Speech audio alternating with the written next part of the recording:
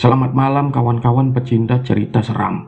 Malam ini, Kang Carman akan membawakan sebuah pengalaman horor yang dialami oleh seorang penjual nasi goreng yang biasa keliling malam.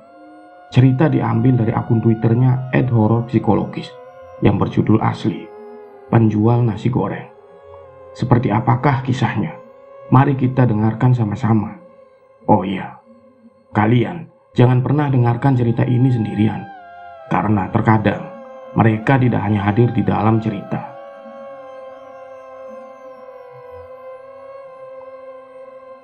Malam sudah larut dan udara dingin perlahan menyelimuti desa.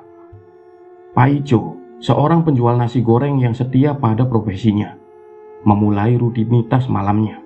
Setiap malam, ia mendorong gerobak kayu tuanya yang sudah setia menemaninya selama bertahun-tahun. Roda gerobaknya berdecit halus, mengiringi langkah-langkahnya di jalanan yang sepi. Suara-suara malam seperti serangga dan angin yang berdesir di pepohonan menjadi teman setia dalam perjalanannya. Desa tempat Pak Ijo tinggal adalah desa yang sangat kecil dan tenang, dengan rumah-rumah tua yang berdiri kokoh di sepanjang jalan. Para penduduknya hidup sederhana, dan Pak Ijo adalah salah satu yang paling dikenal. Setiap malam, orang-orang menunggu kedatangan gerobaknya untuk menikmati nasi goreng, bakmi goreng, dan bakmi godong yang dimasaknya dengan penuh keterampilan dan rasa. Hidup Pak Ijo mungkin sederhana, tapi ia bahagia dengan apa yang dilakukannya. Malam itu tidak ada yang tampak berbeda dari biasanya. Pak Ijo menyusuri jalan-jalan yang sudah akrab baginya, melewati rumah-rumah yang sebagian besar sudah gelap karena penghuninya sudah tertidur. Ia berencana untuk kembali ke rumah setelah menyusuri beberapa jalan lagi. Tapi tiba-tiba ada sesuatu yang membuatnya berhenti. Rumah tua di ujung desa itu berdiri dengan megahnya. Meski sudah lama tidak berpenghuni, rumah itu besar, dengan tembok-temboknya yang sudah ditumbuhi lumut dan jendela-jendela yang tertutup rapat oleh tirai yang sudah kusam. Sejak Pak Ijo masih kecil, rumah itu selalu tampak menyeramkan, dan banyak cerita yang beredar tentang keangkerannya. Namun, Pak Ijo bukan tipe orang yang percaya pada hal-hal seperti itu. Hanya rumah tua yang tak terawat, pikirnya sambil melanjutkan langkahnya. Namun, baru beberapa langkah ia berjalan, ia mendengar suara yang memanggilnya. Mas penjual nasi goreng?" Pak Ijo berhenti seketika. Suara itu lembut namun jelas, datang dari arah rumah tua itu. Ia berbalik dan melihat seorang wanita muda berdiri di depan gerbang rumah. Wajahnya pucat diterangi oleh sinar bulan. Tapi ada sesuatu dalam tatapannya yang membuat Pak Ijo merasa aneh. Wanita itu tersenyum kepadanya. Senyum yang tampak ramah tapi juga menyimpan sesuatu yang tak bisa Pak Ijo jelaskan. Iya mbak, ada yang bisa saya bantu?" tanya Pak Ijo, meski hatinya mulai merasa tidak nyaman. Wanita itu melangkah mendekat.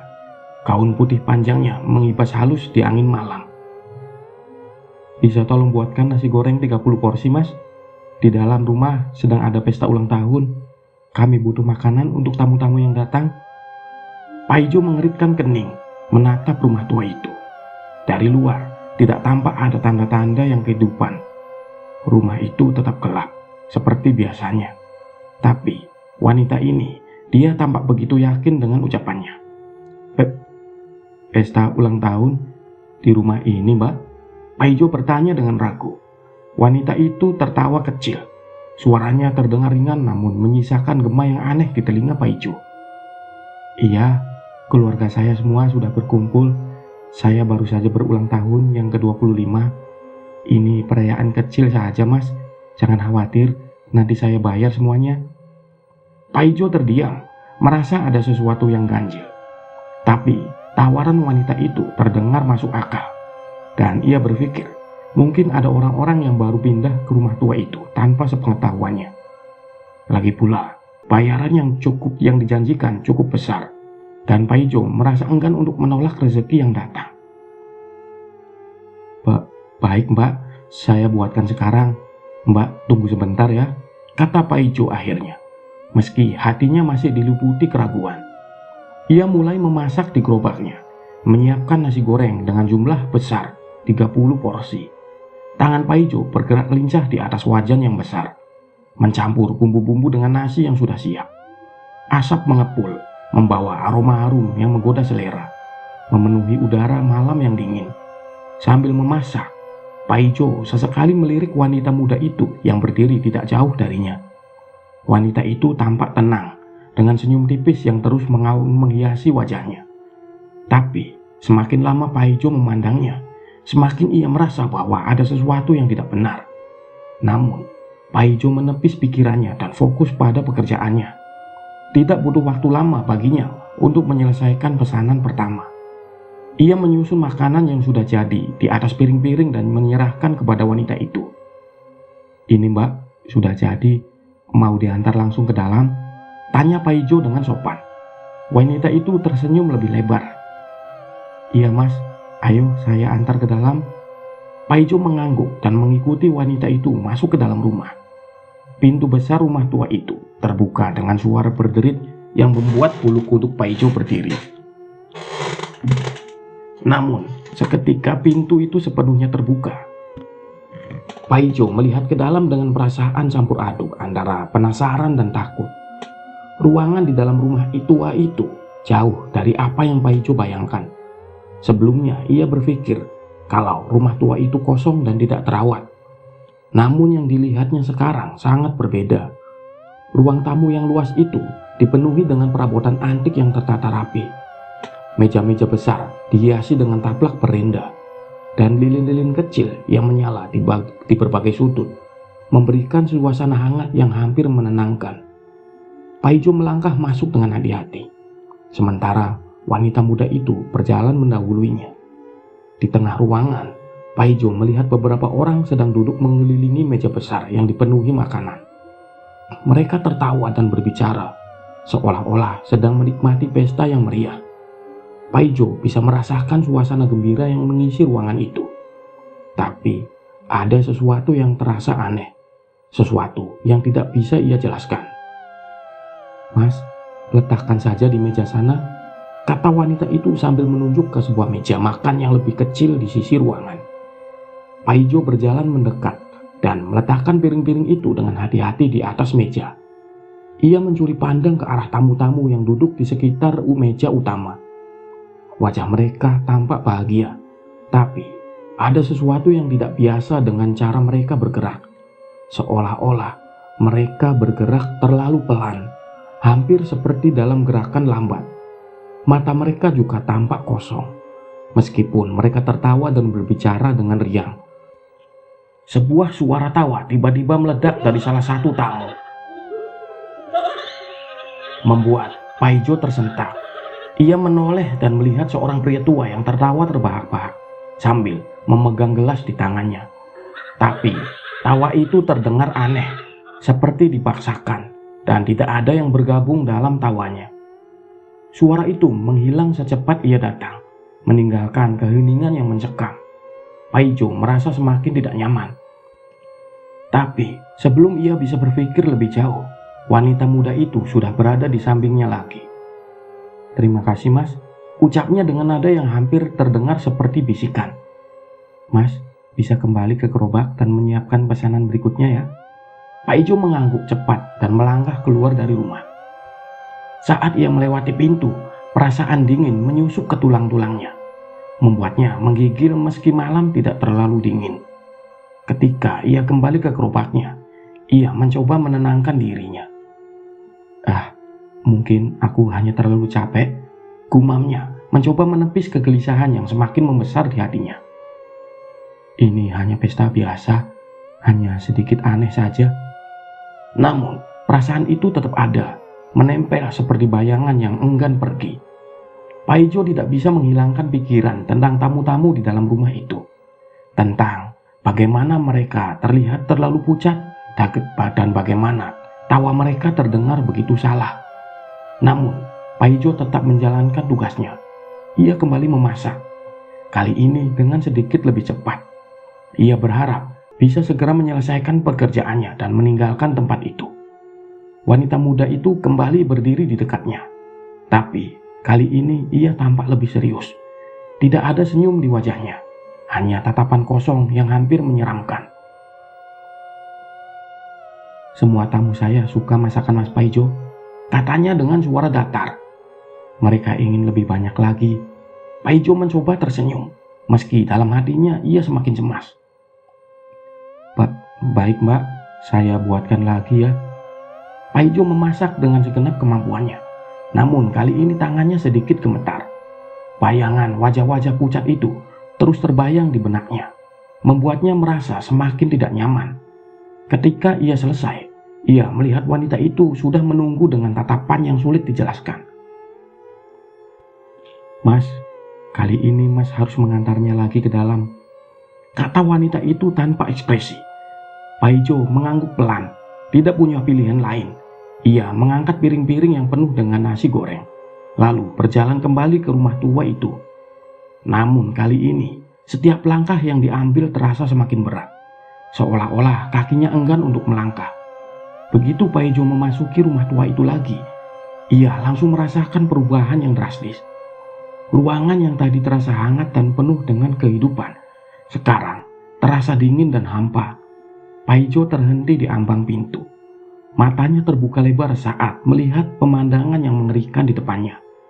Tidak ada pesta, tidak ada tamu-tamu yang tertawa, tidak ada meja dengan penuh makanan.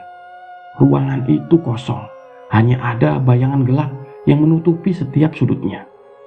Perabot antik yang tadi tampak megah sekarang terlihat kusam dan berdebu, seolah-olah sudah tidak lama tersentuh. Tapi yang paling membuat Paijo merinding adalah piring-piring yang ia letakkan tadi.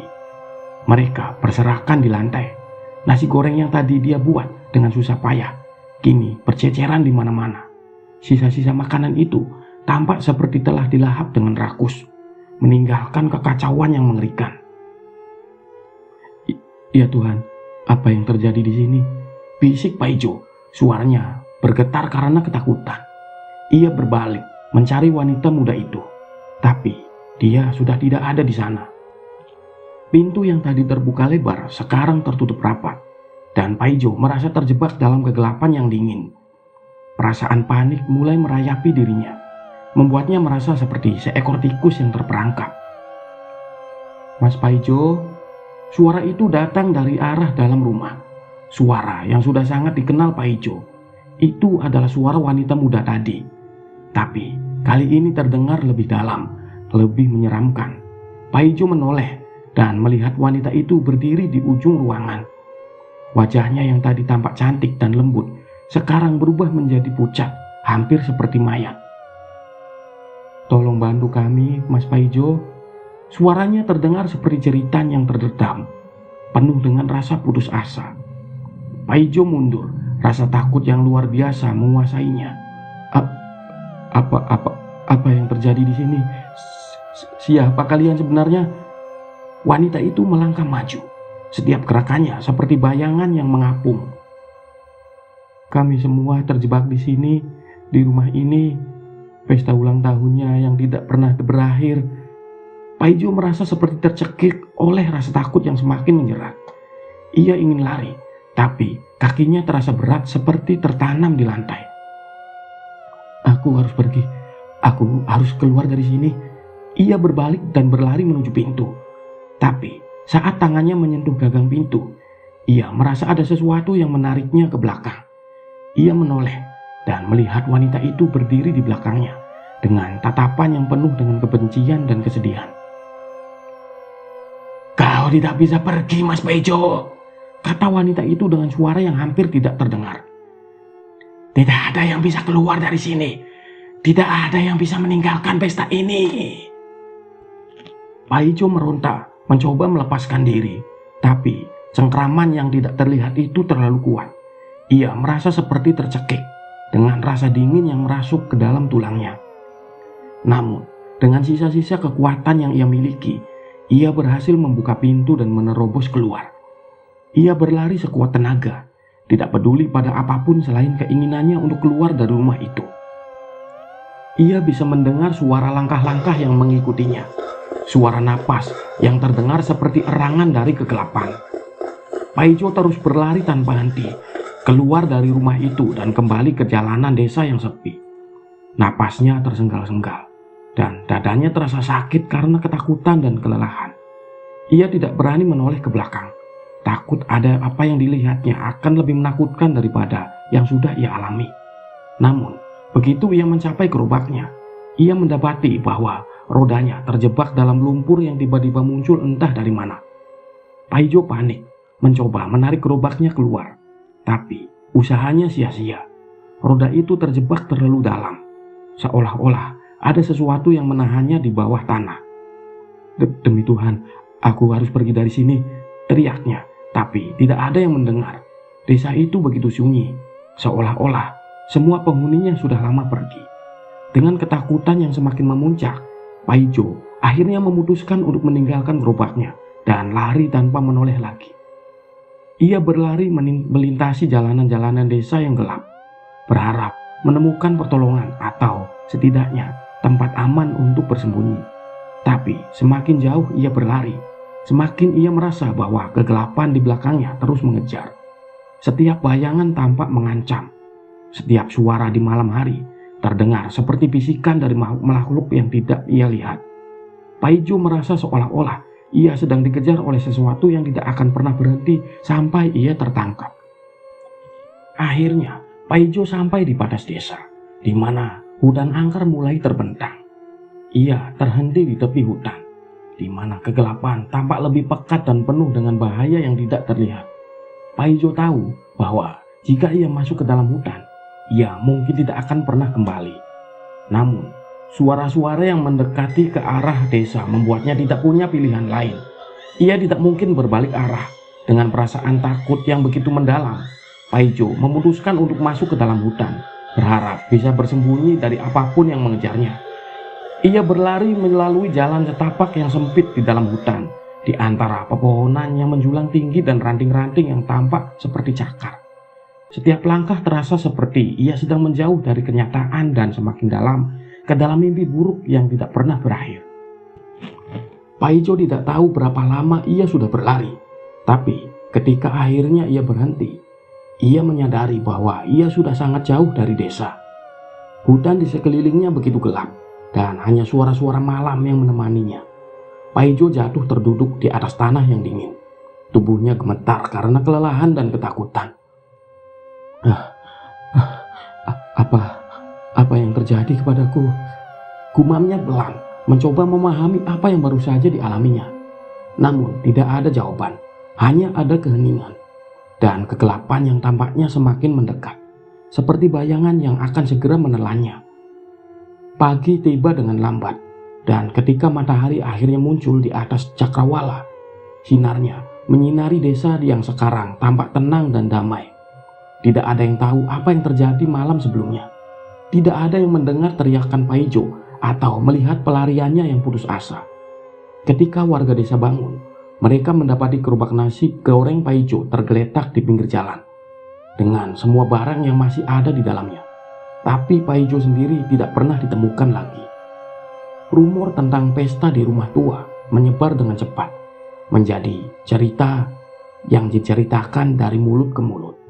Banyak yang mengatakan bahwa rumah itu dihuni oleh arwah yang tidak tenang, yang mengundang orang-orang ke dalamnya hanya untuk menghilang selamanya. Dan Paijo, penjual nasi goreng yang selalu ramah, kini menjadi bagian dari legenda menakutkan itu.